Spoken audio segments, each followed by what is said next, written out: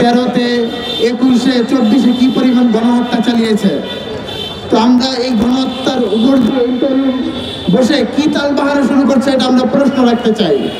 আমরা চাই অতি দ্রুত এই ফ্যাসিস্টকে এবং ফ্যাসিস্টের দোষর যারা আছে তাদেরকে বাংলার জমিনে এনে এমনভাবে দৃষ্টান্তমূলক শাস্তি দেওয়া হোক যাতে বাংলার জনগণ এটার থেকে শিক্ষা নিতে পারে।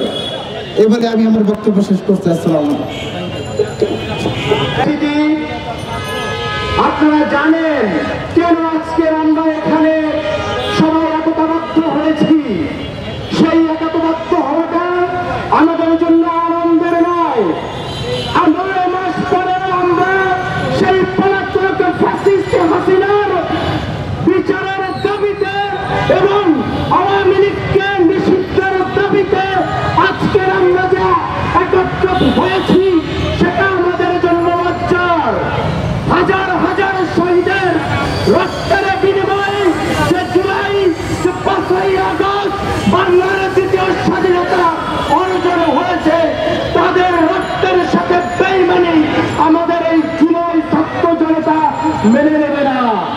আমরা স্পষ্ট করে বলতে চাই, আগামী জুলাইয়ের আগে বাংলাদেশের মাটিতে ফ্যাসিস্ট আওয়ামী সংগঠনকে যদি নিষিদ্ধ করা না হয় তাহলে আমরা জুলাইয়ের এই ঐক্য শক্তি পুরো জুলাই আবার জাগ্রত করে তুলব। ওই ফ্যাসিস্ট হাসিনার বিচারের দাবিতে, আওয়ামী লীগের বিচারের দাবিতে।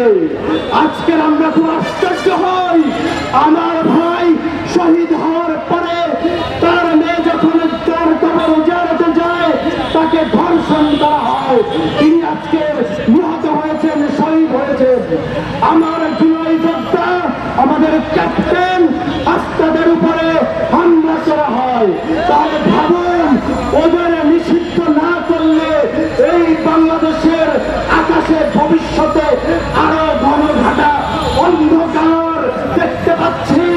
অতএব সেই অন্ধকারকে দূরীভূত করার জন্য অনতি বিলম্বে আওয়ামী লীগের বিচার, ফ্যাসিস্টদের বিচার, সাংগঠনিকভাবে রাজনৈতিক করার অধিকার নিষিদ্ধ করে আমাদের এই মঞ্চ থেকে একতাবদ্ধ আহ্বান জানাচ্ছি।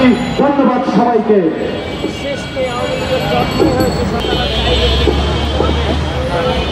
প্রিয় সহযোদ্ধা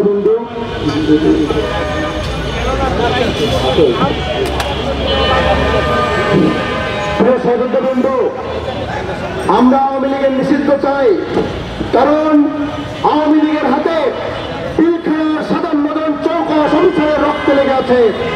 আমরা আওয়ামী লীগকে নিষিদ্ধ চাই। ভারতীয় মদদে 2013 সালের 5 মে রাতের আধারে আলো নিভিয়ে শত শত হাজার হাজার আলেম ওলামার রক্ত বেরিয়েছিল এই আওয়ামী লীগ। 2014-18-24-এ আমি দামি একদলীয় ভোটার বিন রাতের আধারে নির্বাচন করে জনগণের ভোটাধিকার হরণ করেছিল আওয়ামী লীগ। সর্বশেষ 2024-এর জুলাই আগস্টের আন্দোলনে ছাত্র জনতার মিছিলে বিনা বিচারে পাখির মতো গুলি করে আমার ভাইদেরকে শহীদ করা হয়েছিল। তারা শহীদের রক্ত জড়িয়েছে, শহীদ মুক্তের রক্ত জড়িয়েছে, নাম না জানা আরো অজস্র শহীদের রক্ত জড়িয়ে আজকে আবারও তারা বাংলাদেশের রাজনীতি করতে চায়। খুনি হাসিনা এখনো ভারতে বসে প্রতিনিয়ত ষড়যন্ত্র করে যাচ্ছে। ভারত থেকে মেসেজ দিচ্ছে বাংলাদেশের আনাচে কানাচে আওয়ামী লীগ এক মুহূর্তের জন্য বাংলাদেশে আর রাজনীতি করতে পারবে না। ভালোবাসা দুঃশাসন চালিয়ে দীর্ঘ 15.5 বছর অপশাসন চালিয়ে শেষ পর্যন্ত গণভবন ছেড়ে ভারতে পালিয়ে গেছে। আপনারা যদি ছাত্র জনতার প্রভূত মেন্টেন নিয়ে ক্ষমতায় টিকে থাকতে চান, অবিলম্বে আওয়ামী লীগকে নিষিদ্ধ করুন, জুলাই গণহত্যার বিচার শুরু করুন।